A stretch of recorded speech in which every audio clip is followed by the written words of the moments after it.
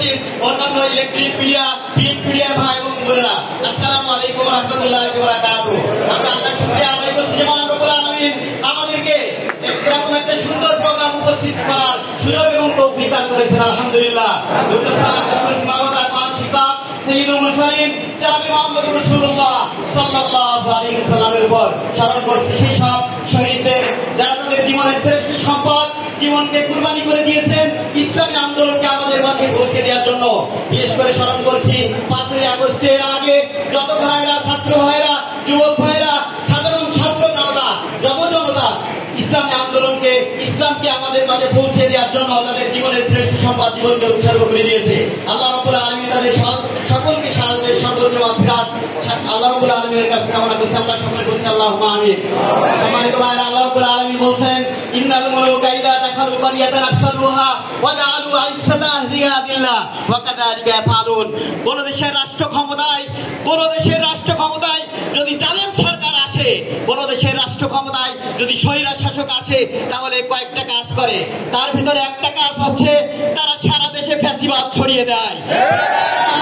আজকে আমরা দেখছি দীর্ঘ 15 বছর তারা ফ্যাসিবাদ ছড়িয়ে দিয়েছে বাংলাদেশে।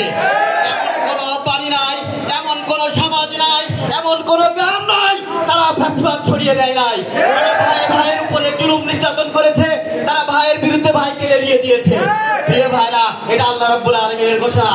আল্লাহ রাব্বুল আলামিন আরো বলছেন, যদি স্বৈরা শাসক ক্ষমতায় আসে তাহলে 2 নম্বর যে কাজটা করে, তারা দেশের সর্বোচ্চ সম্মানিত ব্যক্তি তাদেরকে অপমানিত, লাঞ্ছিত, বঞ্চিত করে। প্রিয় ভাইরা, আমরা দীর্ঘ 15 বছর দেখেছি, আমরা দীর্ঘ 16 বছর দেখেছি দেশের শ্রেষ্ঠ সন্তান আলেমেদি তাদেরকে বিভিন্ন ভাবে লাঞ্ছিত, অপমানিত, নির্যাতিত, নিষ্পেষিত করেছে। প্রিয় ভাইরা, এই জন্য এই জালিমবাজের ঠিকানা এখন কোথায় হয়েছে? বাংলাদেশে হয়েছে। প্রিয় ভাইরা, আল্লাহ বলছেন, আল্লাহর ঘোষণা, ওয়া মাকারু ওয়া মাকারাল্লাহ আল্লাহু খায়রুল মাকিরিন। তারা কথায় কথায় আমাদেরকে বলতো, তোমরা হচ্ছে পাকিস্তানের প্রেতাত্মা, তোমরা এখানে কেন, পাকিস্তানে চলে যাও, বলতো না? প্রিয় ভাইরা, আমাদের কিন্তু 15 বছর এত নির্যাতন চালানো হয়েছে, আমাদের পাকিস্তানে যাওয়া লাগে না।